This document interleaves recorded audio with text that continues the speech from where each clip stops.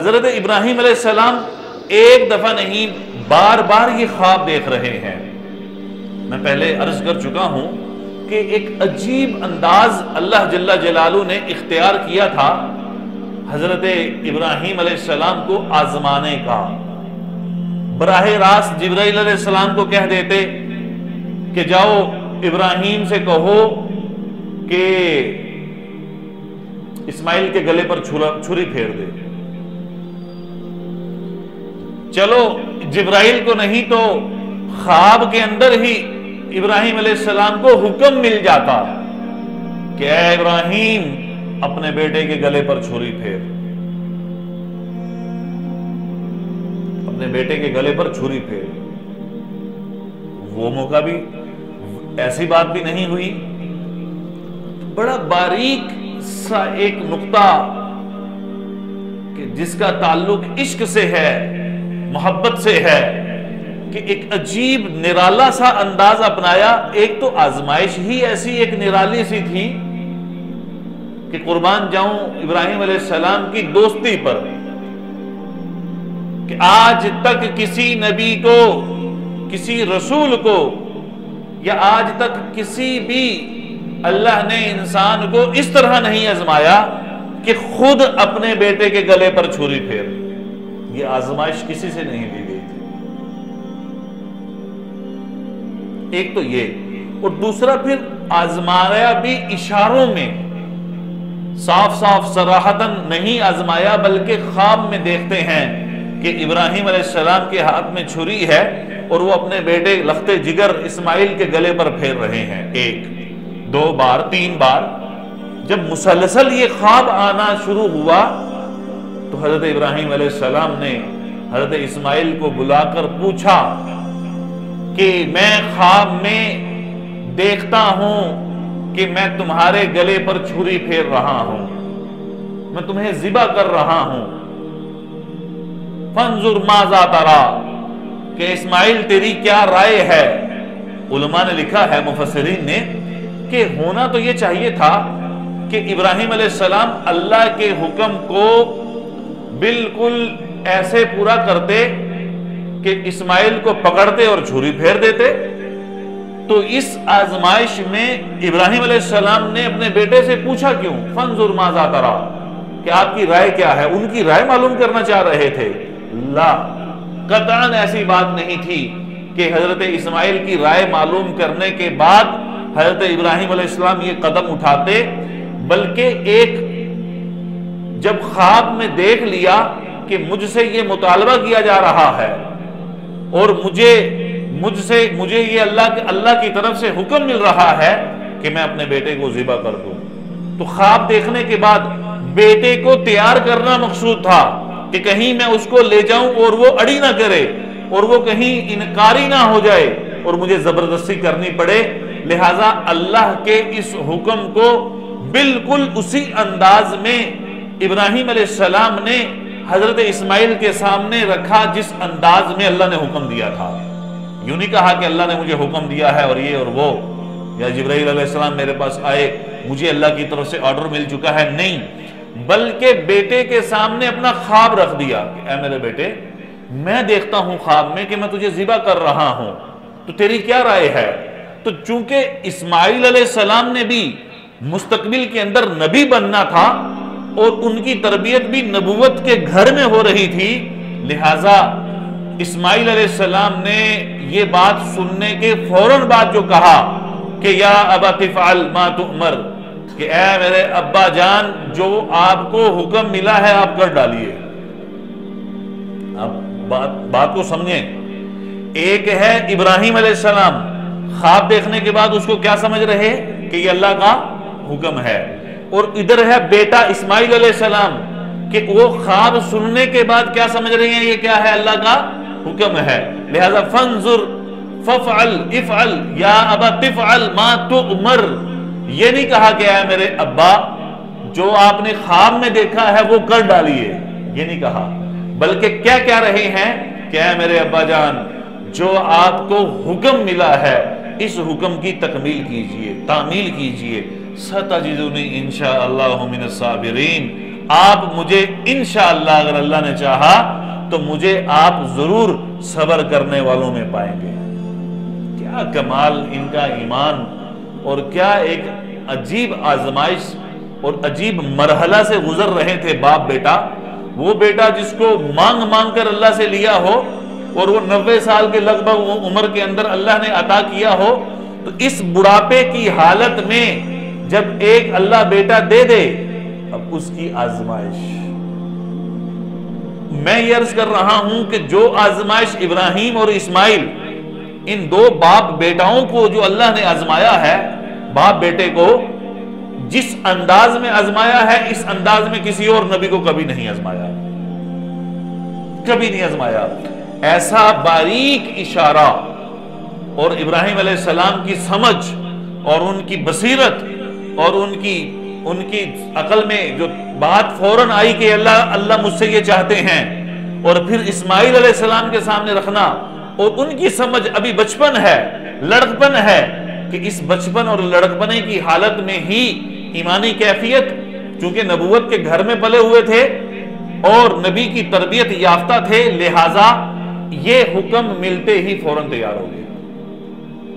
ایسا تیار ہوئے کہ کہا کہ ابا جان کر ڈالیے، آپ مجھے انشاءاللہ صبر کرنے والوں میں پائیں گے، صبر کرنے والوں میں پائیں گے۔ لہذا ابراہیم علیہ السلام اب باپ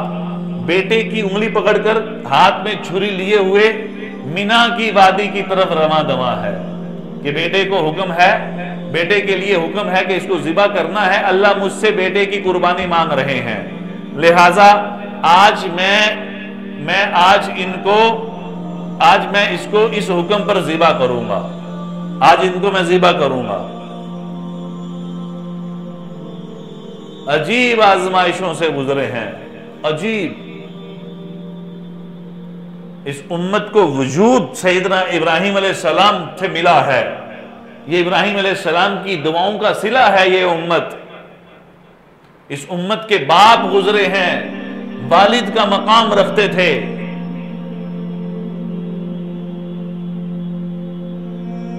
لیکن یہ ایک بیٹے کو پکڑ کے چھری ہاتھ میں لے کر مینا کی وادی میں جب پہنچتے ہیں، راستے میں شیطان وسوسے ڈالتا ہے، ابراہیم وہ بیٹے کو مارنے جا رہا ہے، یہ وسوسہ، اور آ کر اس کو الجھایا، اللہ کے حکم سے پھیرنے کی کوشش کی۔ پہلی بار ابراہیم علیہ السلام نے کنکری اٹھا کر ماری اس شیطان کو، ایک بار، دو بار، 3 مرتبہ۔ اللہ نے اس ادا کو بھی اتنا پسند کیا کہ ابراہیم علیہ السلام جو کنکریاں مار رہے تھے شیطان کو، اللہ نے کہا کہ یہ شیطان کو تیری مار، صرف تیری مار نہیں پڑے گی، بلکہ یہ مار اس کو قیامت تک پڑتی رہے گی، قیامت تک اس کو میں کنکریاں اور پتھر مرواؤں گا، اور تیری اولاد میں جو امت محمدیہ ہوگی وہ ان کا حج قبول نہیں ہوگا اس وقت تک جب تک کہ وہ تیری اس ادا پر عمل نہ کرے، تیری اس ادا۔ اس خاندان کی تو ایک ایک ادا کو امت محمدیہ کے لیے شریعت بنایا تھا اللہ نے، ایک ایک ادا شریعت بنی تھی۔ خواہ وہ اماں ہاجرہ ہوں، میں پچھلے جمعہ میں عرض کر چکا ہوں کہ ان کا دوڑنا صفا سے مروہ، مروہ سے صفا، پھر صفا سے مروہ، مروہ سے صفا، یہ جو 7 چکر تھے ان کی دوڑ، ان کا بے چین ہونا، بے قرار ہونا، اللہ نے اس سعی کو اور اس دوڑنے کو امت کے لیے شریعت کا ایک حکم قرار دے دیا کہ جاؤ حج کرو، عمرہ کرو۔ اماں ہاجرہ کی طرح دیوانہ وار جب تک تم صفا سے مروہ، مروہ سے صفا دوڑو گے نہیں، نہ تمہارا حج قبول، نہ تمہارا عمرہ قبول، وہ قبول نہیں ہوگا۔ اس خاندان کی ایک ایک ادا کو اللہ اتنا محبوب رکھا اللہ نے کہ رہتی دنیا تک، تا قیامت آنے والی انسانیت تک اس کو شریعت، اس کو دین، اس کو حکم اور اس کو اسلام کا ایک ایسا حصہ بنا دیا کہ جب بھی کوئی عمل کرے گا ان کی یادیں تازہ ہوں گی۔ وَإِذِ ابْتَلَىٰ إِبْرَاهِيمَ رَبُّهُ بِكَلِمَاتٍ فَأَتَمَّهُنَّ وَإِذِ ابْتَلَىٰ إِبْرَاهِيمَ رَبُّهُ بِكَلِمَاتٍ فَأَتَمَّهُنَّ کہ ایسے آزمایا کہ تمام آزمائشوں میں ہم نے ابراہیم کو، جب تیرے رب نے ابراہیم کو چند معاملات میں، چند کاموں میں، چند چیزوں میں آزمایا، تو ہر آزمائش میں ابراہیم علیہ السلام پورا اترے ہیں، ہر آزمائش میں۔ علماء نے لکھا ہے کہ ابراہیم علیہ السلام کی محبت اللہ نے ساری انسانیت کے دلوں کے اندر ڈال دی۔ آپ کو یہ بات سن کر حیرانگی ہوگی کہ دنیا میں کوئی ایسی مذہبی قوم نہیں ہے، کوئی ایسی مذہبی قوم نہیں ہے جس کا تعلق کسی نہ کسی دین سے ہو، وہ ہندو ہوں، سکھ ہوں، عیسائی، یہودی، جس مذہب سے بھی وہ تعلق رکھتے ہوں، ہر مذہب والے کے دل میں کسی کی محبت ہو نہ ہو، ابراہیم علیہ السلام کی محبت ضرور ہوگی۔ وہ ہر ایک ابراہیم علیہ السلام کو اپنا رہبر مانتا ہے، اپنا رہنما مانتا ہے۔ لہذا اب وہ جو کنکریاں ماری ابراہیم علیہ السلام نے شیطان کو، شیطان دوڑا، آئے، لٹایا، وَطَلَّهُ بِالْجَبِينِ کہ ابراہیم علیہ السلام نے حضرت اسماعیل علیہ السلام کو پیشانی کے بل لٹایا۔ لکھا ہے مفسرین نے، قرآن یہاں بولتا ہے کہ پیشانی کے بل پر بیٹے کو اس لیے لٹا دیا تھا کہ کہیں سیدھا لیٹا ہو تو میری جو باپ کی شفقت ہے وہ غالب نہ آ جائے اس حکم کے اوپر۔ الٹا لٹا دیا اور لٹا کر پیچھے سے چھری پھیرنی تھی۔ لہذا میں عرض کر چکا کہ ایک نبی میں 100 آدمیوں جتنی طاقت ہوتی ہے، 100 آدمیوں جتنی، 100 نوجوانوں جتنی ایک نبی کے اندر اللہ طاقت رکھتے ہیں۔ ابراہیم علیہ السلام نے اپنے پورے زور کے ساتھ چھری جس وقت اپنے بیٹے کے گلے پر چلائی، لیکن وہ چھری کو حکم نہیں تھا کہ وہ چل سکے، اللہ کا حکم چھری کو نہیں تھا۔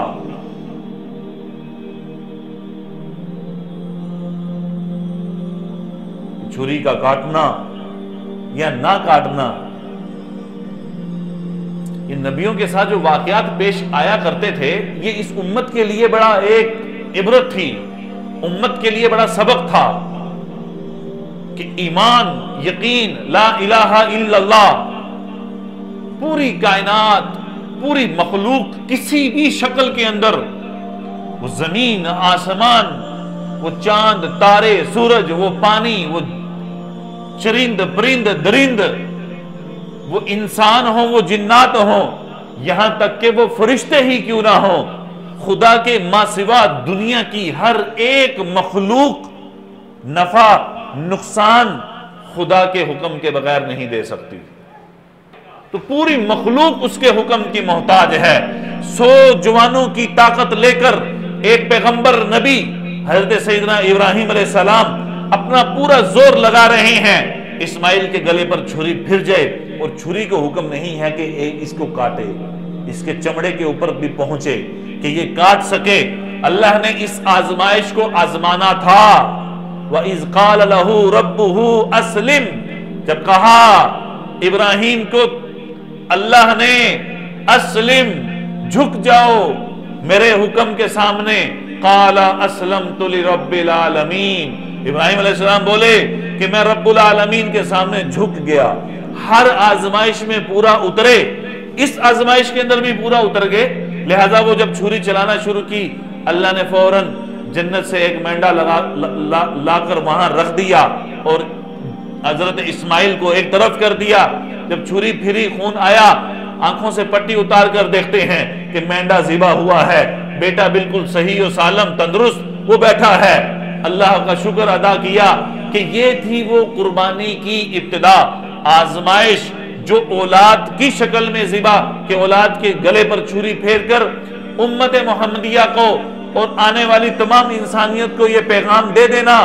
کہ اللہ کے حکم کے سامنے کبھی چونچرا نہ کرنا۔